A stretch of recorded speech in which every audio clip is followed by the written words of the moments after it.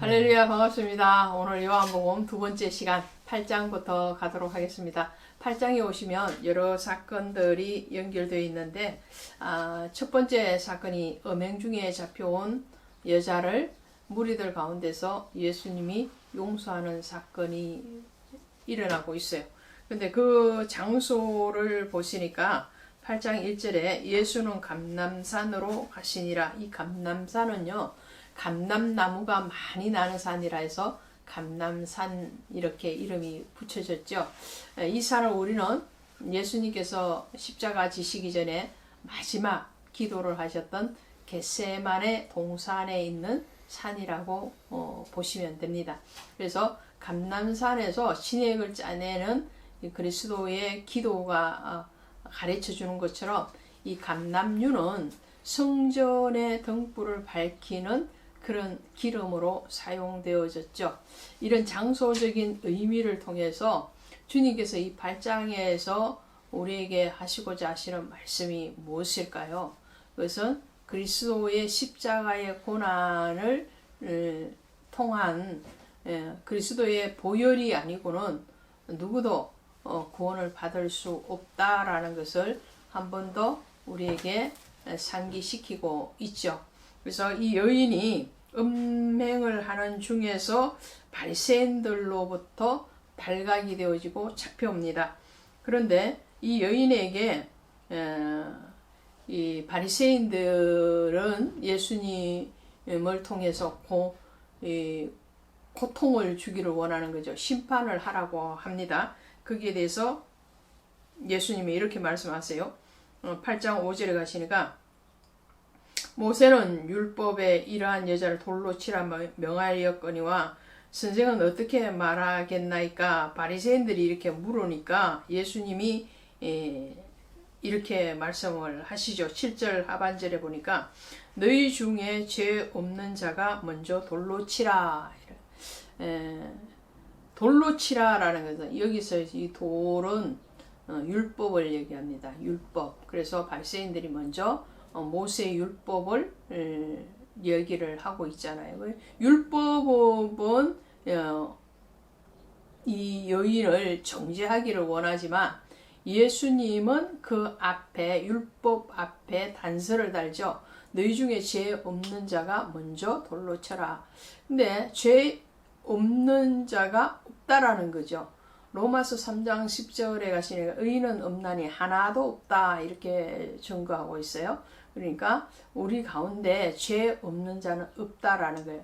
그러면 그 죄인을 위해서 오신 예수께서 우리를 대신해서 율법의 정죄함을 받으신 거죠. 그것이 감람산의 기도를 통해서 내 뜻대로 마옵시고 아버지의 뜻대로 되기를 원하나이다. 이 말씀이잖아요.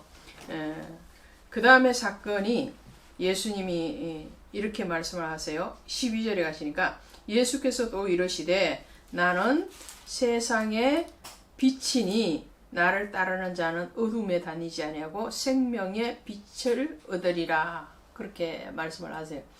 요한복음의 특징 중에 하나가 나는 무엇이다 라고 예수님이 본인의 정체성 또 본인의 사역 본질에 대해서 말씀을 해요.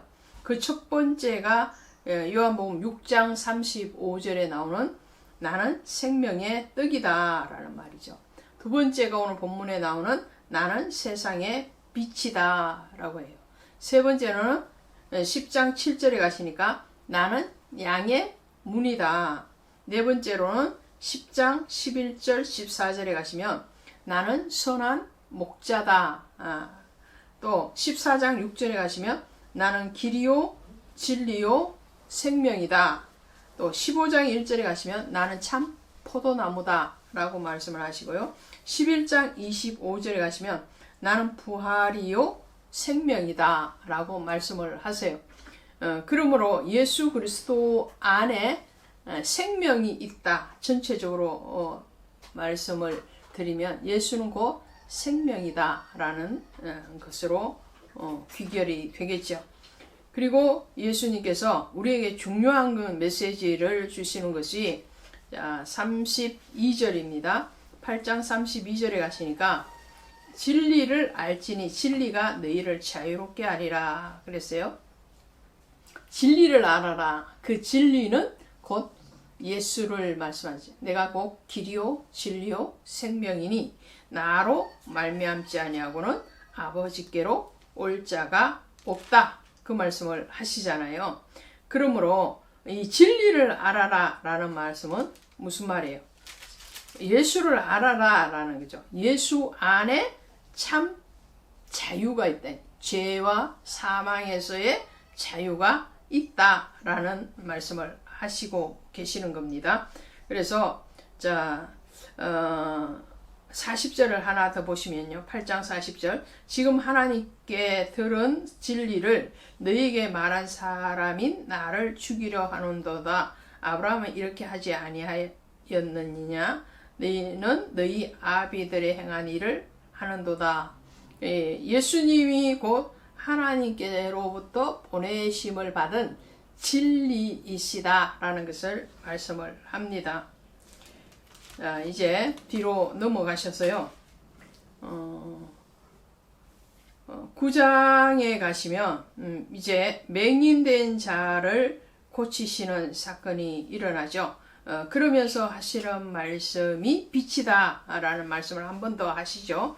9장 5절에 보시니까 내가 세상에 있는 동안에는 세상의 빛이다. 이 빛은 생명을 얘기하는 겁니다. 그래서 생명이다. 그래서 사도 요한이나 세례 요한이 하는 일은 예수님을 증언하는 것이다 라고 말씀을 드렸죠. 특별히 사도 요한이 이 요한복음을 기록한 것은 예수에 대해서 증언하기 위한 것이고 그 예수가 세상의 빛으로 오셨다라는 것을 말을 하고 있잖아요. 그래서 이 맹인을 고치는 사건, 맹인은 뭐예요? 빛을 보지 못하는 사람이잖아요. 근데 그 빛을 보게끔 눈을 뜨게 하는 사건이죠. 영적인 어둠에 사로잡혀서 영적으로 그리스도 예수의 빛됨을 영접되어지지 못한 그 죄인, 죄와 사망의 어둠에 갇혀있는 저와 여러분들을 위해서 주님은 지금 우리의 눈을 뜨게 하고 계시는 거죠. 그 뜨는 우리의 영적인 눈을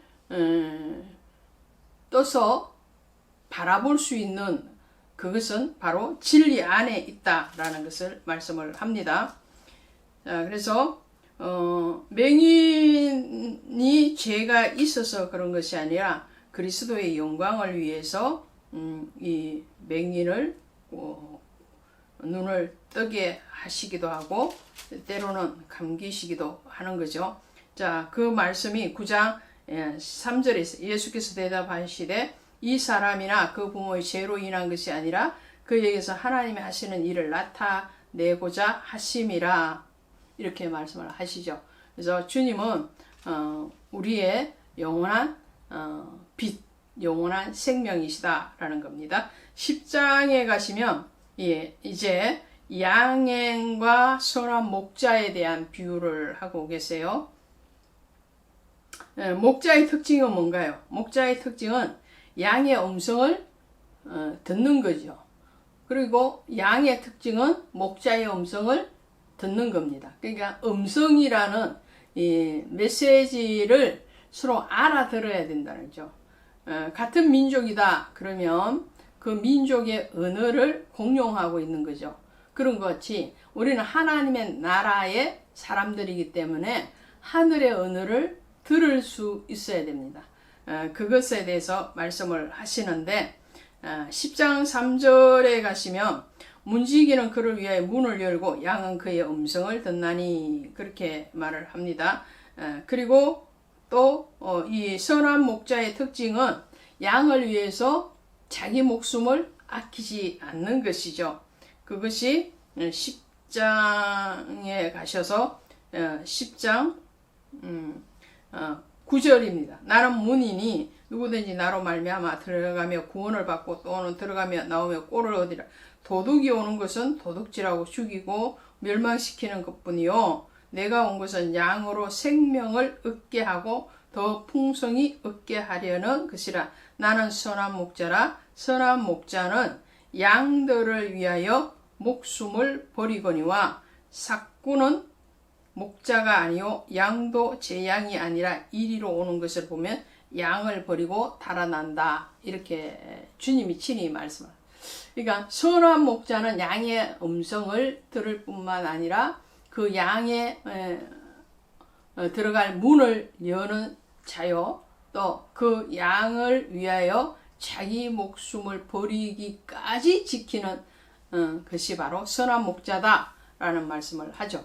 그래서 예수님께서는 친히 문이 되셔서 구원의 문이 되셔서 우리를 영접하실 뿐만 아니라 우리를 위해서 자기 목숨을 십자가의 대속 제물로 내어주신 분이 바로 예수님이십니다.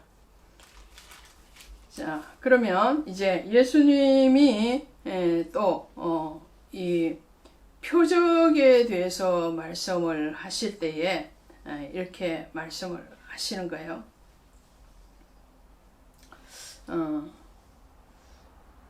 10장 가셔서 34절 갑니다. 34절부터 가시면 예수께서 이르시되 너희 율법에 기록된 바 내가 너희를 신이라 하였노라 하지 아니하였느냐. 성경은 폐하지 못하는 하나님의 말씀을 받는 사람들을 신이라 하였건 하물며 하나님께서 거룩하게 하사 세상에 보내신 자가 나는 하나님의 아들이라 하는 것으로 너희가 어찌 신성 모독이라 하느냐. 하나님의 말씀을 받은 자가 신이다. 그 말씀이 누구기 때문에요? 예수님이시고 그 말씀은 곧 하나님이시라 1장 1절에서 그렇게 말씀을 하고 있잖아요.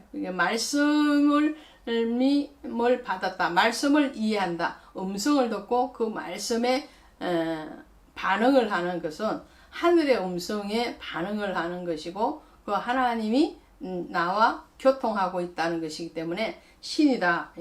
그런 말씀을 하시는 거죠. 그래서 가장 중요한 것은 뭐예요? 가장 중요한 것은 하나님의 진리 안에 있는 것이다.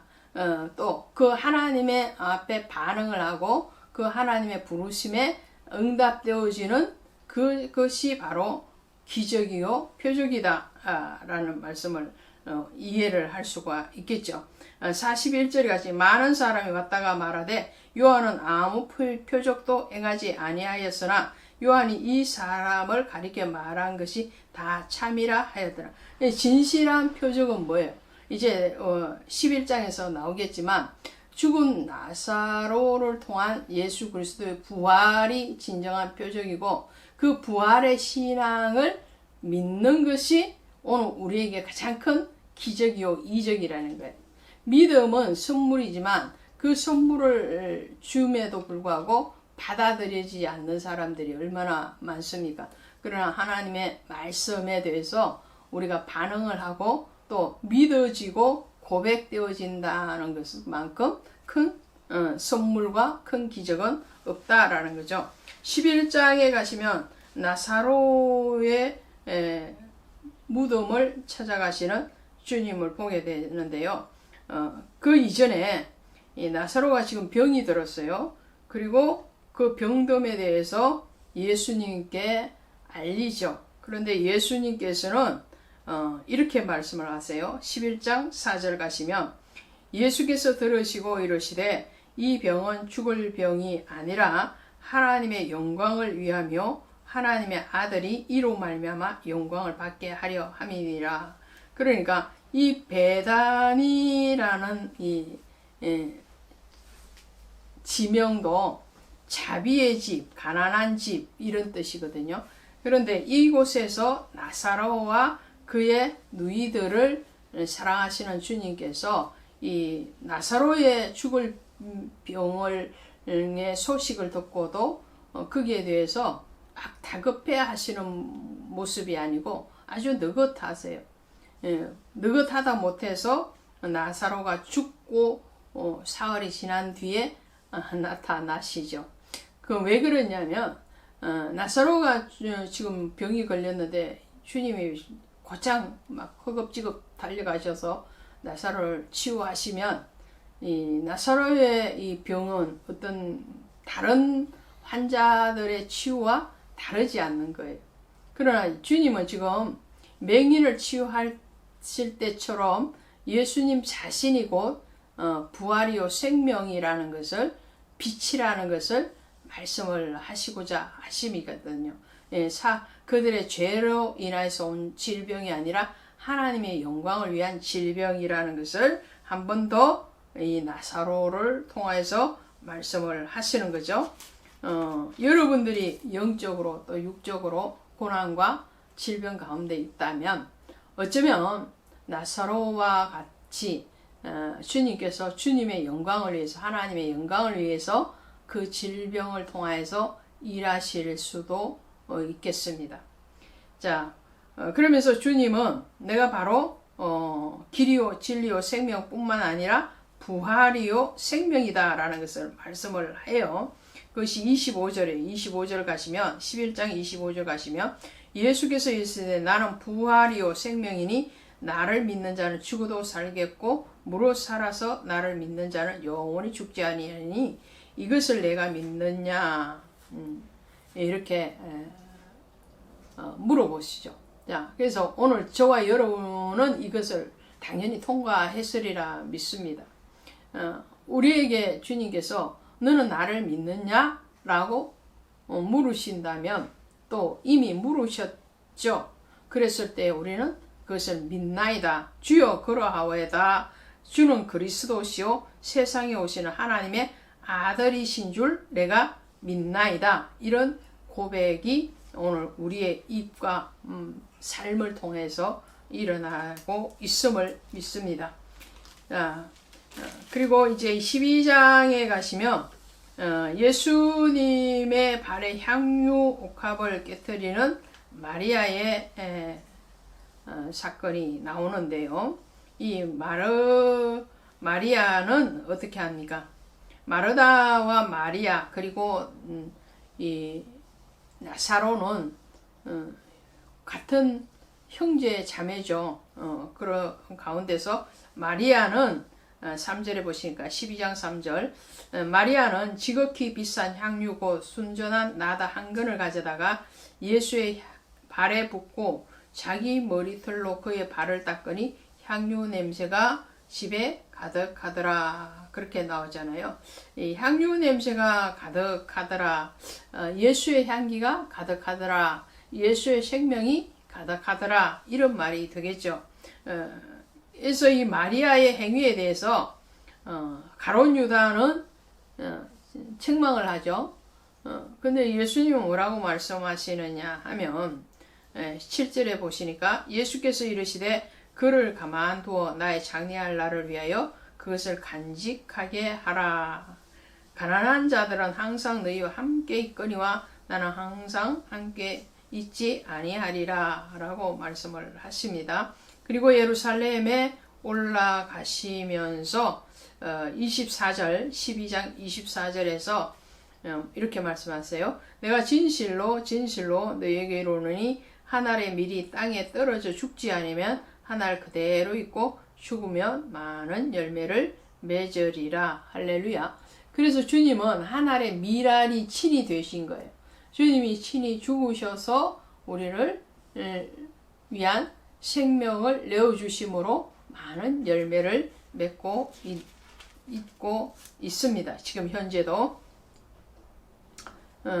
그 믿음은 언제 일어나야 되느냐 하면 현재라는 거죠. 나중이 아니고 지금 바로. 그죠?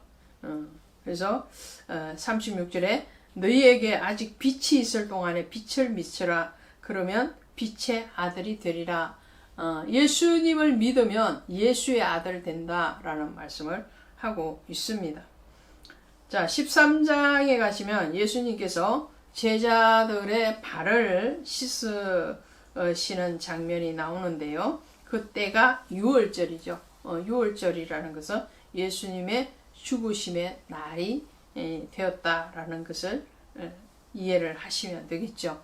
예수님은 유월절 어린 양으로 죽임을 당하시기 때문에 그렇죠. 죽기 이전에 주님이 하신 사역이 바로 이 제자들의 발을 씻기시고 마지막 성찬 예식을 하시는 거죠. 13장 1절에 가시면 저는 이 말씀을 굉장히 사랑합니다. 이렇게 되어 있어요. 때가 이르신 줄 아시고, 때가 언제라는 거예요? 세상을 떠나 아버지께로 돌아가실 때, 그러니까 죽임 당하실 때를 아시고 세상에 있는 자기 사람들을 사랑하시되 끝까지 사랑하여, 자기 사랑이 아닌 아버지의 사랑이죠. 그래서 아버지의 사랑으로 제자들을 끝까지 사랑하고 섬기시는 그 모습을 보게 됩니다. 자, 그리고 이제 가룟 유다가 예수님을 팔 것이라는 것을 예언을 하시지만, 그리고 그 가룟 유다의 회개를 기다리시지만 가룟 유다는 끝까지 회개하지 않습니다. 그리고 주님은 마지막까지도 자기 사람을 사랑하실 뿐만 아니라 그 사랑의 계명을 주세요. 그것이 13장 34절 가시면 새 계명을 너희에게 주노니 서로 사랑하라. 내가 너희를 사랑한 것 같이 너희도 서로 사랑하라. 너희가 서로 사랑하면 이로써 모든 사람이 너희가 내 제자인 줄 알리라. 새 계명은 사랑이죠. 이 사랑은 곧 예수고, 예수는 곧 복음이고, 복음은 곧 구원입니다. 그래서 하나님은 사랑이시라. 이 요한 복음을 썼던 사도 요한이 쓴 요한 1서에 들어가면 사랑에 대해서 말씀을 하고 있잖아요. 사랑은 두려움을 내어 쫓게 되어 있고, 그 사랑은 빛 가운데로 나아가는 것이 바로 사랑이죠.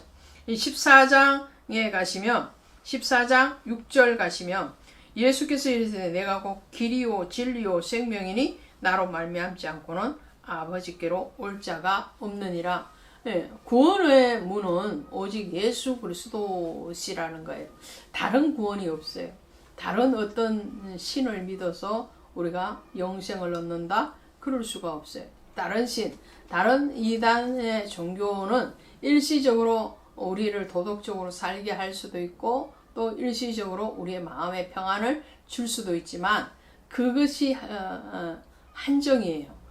그 이상 구원의 영생은 줄 수는 없는 거예요. 그래서 구원은 오직 예수 그리스도로 말미암아서 얻을 수 있다라는 것을 주님이 친히 말씀을 하시면서 마지막까지 주님은 우리를 버려두지 않겠다라고 말씀하시는 것이 18절이에요. 내가 너희를 고아와 같이 버려두지 아니하고 너희에게 오리라. 다시 재림해서 오시겠다는 그런 약속을 가지고 주님은 마지막 한 걸음 한 걸음 십자가를 향해서 나아가고 계십니다.